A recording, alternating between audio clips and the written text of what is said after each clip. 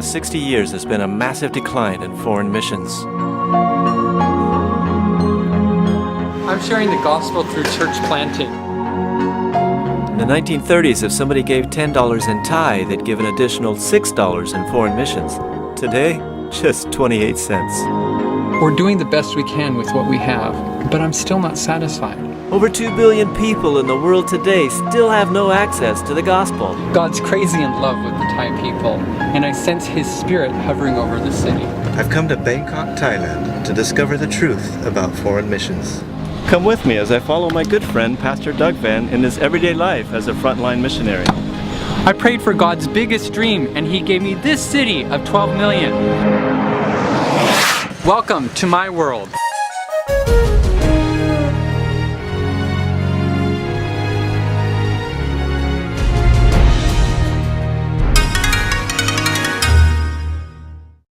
When I took you up to Biok Sky Tower and you had a chance to see how big the city is,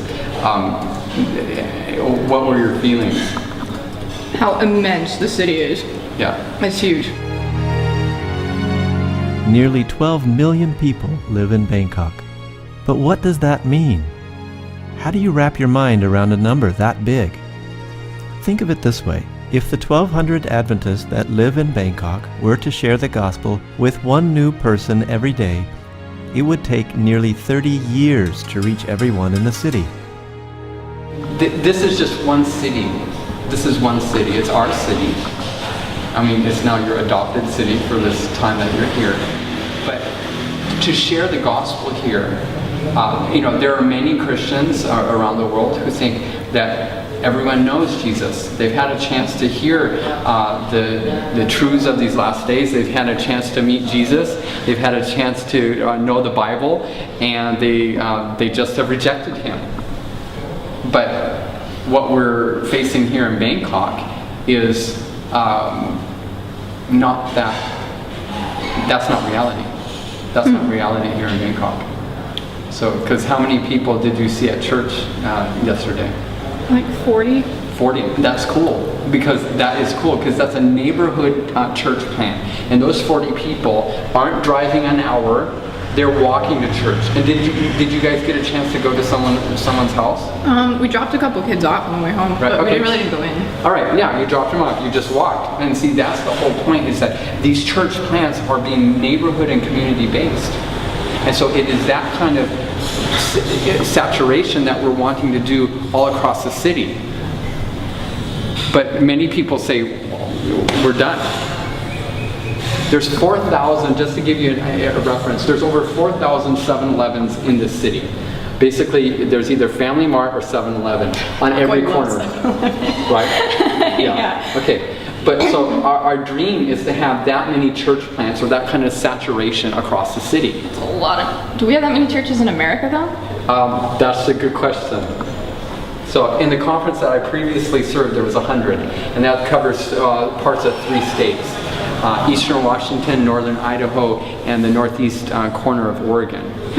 But even in those places, the number 2 largest city in Washington State, Spokane, only had approximately 10 churches in the metro area. And that's a city of 500,000. Wow. So here we have 7 established churches, 22 church plants in a city of 12 million. So is the job done?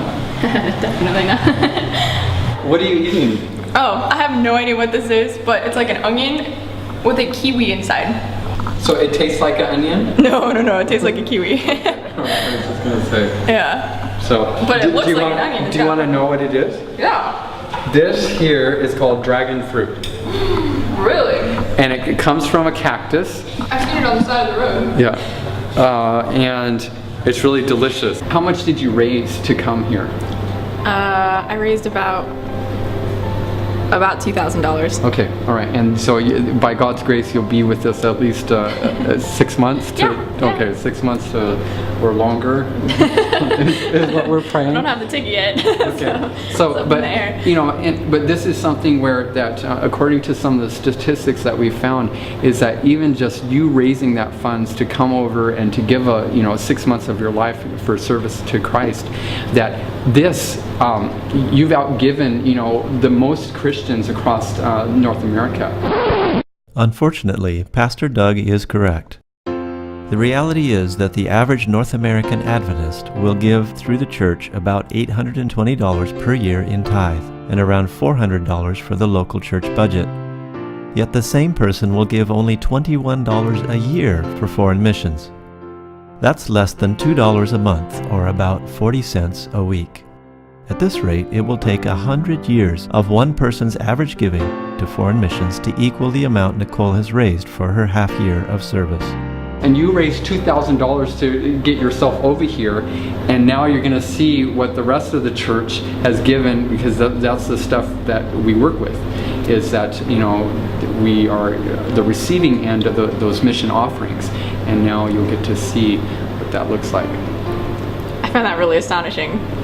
Astonishing, but true.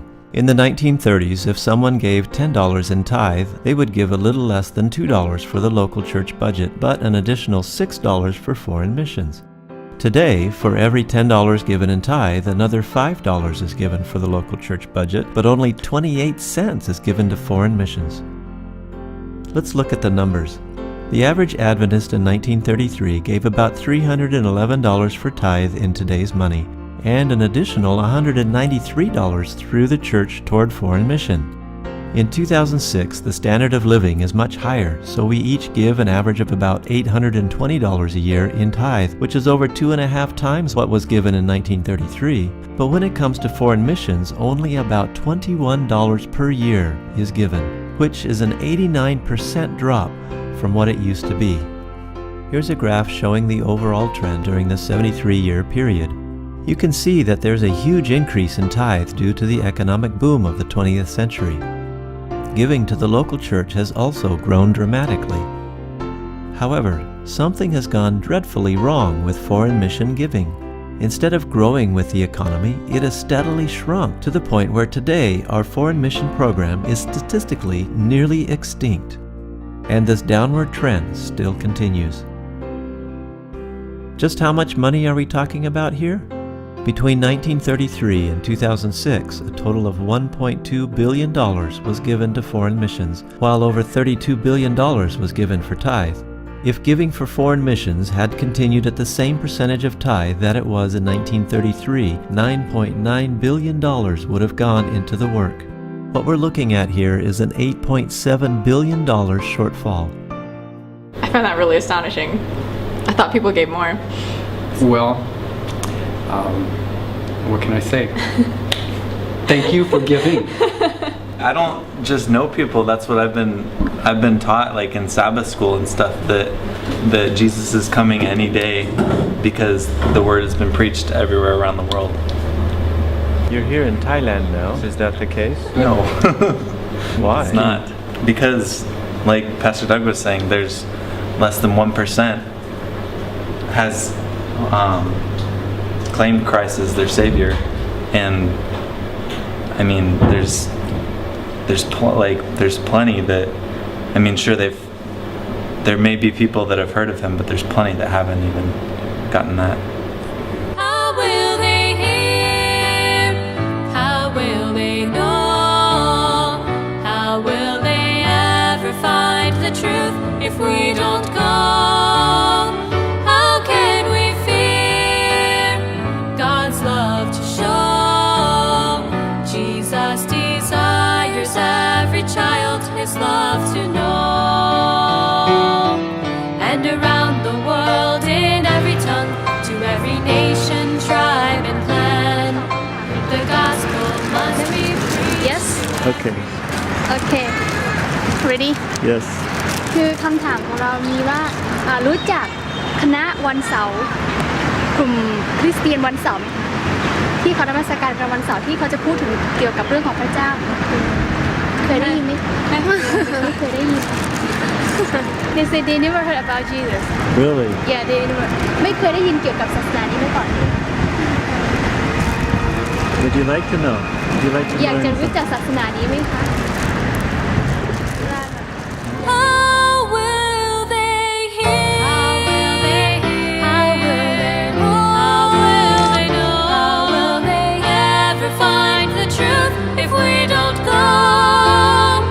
How can we feel? How can Do you watch English channel on TV Jesus desires every child his love to ถามคำถามของหนูก็คือว่า คุณตำรวจเนี่ยดูรายการภาษาอังกฤษหรือเปล่าคะ ดูรายการ ไม่ได้ดูมีเวลาเลย ขอบคุณมาก ครับสวัสดีครับ Really thinking about him, have you ever heard about Jesus? He said, no, but sometimes he saw like the poster that they put on the tree or yeah, something like that. I asked him that, so how do you think when you saw that and how do you feel about Christian? He said that, yeah, it's good because every religion is teach the people to be a good people. Yeah. So. Okay.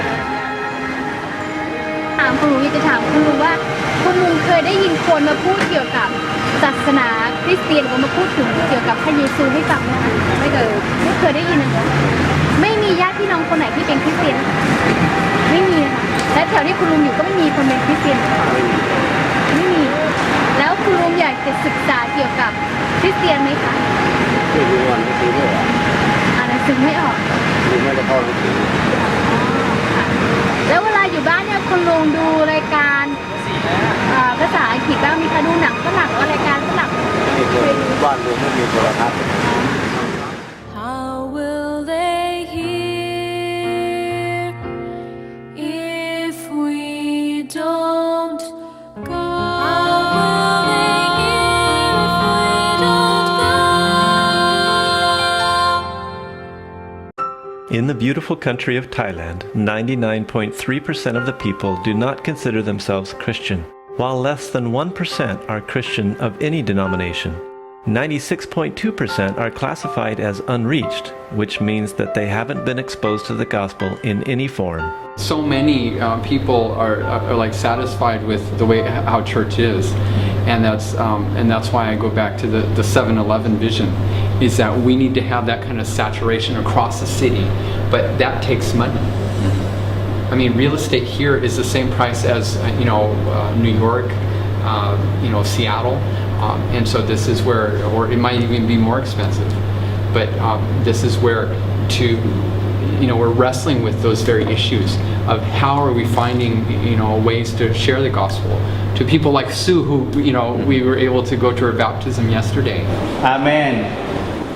But it takes that community-based church plant that's meeting needs and then living the gospel, and then people are drawn to how Christ changes lives. Today at this church plant, we witnessed an awesome scene where God is changing the lives of these precious Thai people. And if it wasn't for the fact that this church plant working in its local community, these people would not have had a chance to meet Jesus Christ as their Lord and Savior. And so it's so cool today as we saw that when the one woman who had been a Thai lady was studying the Bible with our church planting team, and she attended these meetings, and then her husband also who had been studying with them, he also took his stand with his wife, and that just broke my heart that God's grace even was working and being poured out on this family. And today we got to see this family come to Jesus Christ and take their stand together, and that just broke my heart.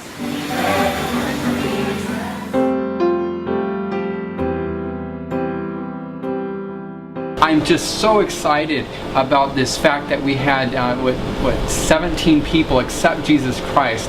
But Pastor Mok, this city has 12 million people. Yes. So is this a fruit of 17? Are you satisfied with this? We are very happy and excited about people, accepted Jesus as the personal Savior. We are happy, but we look comparing with the population of this city. Of course, we are not satisfied. We want as many of them come in to the church as possible. Yeah.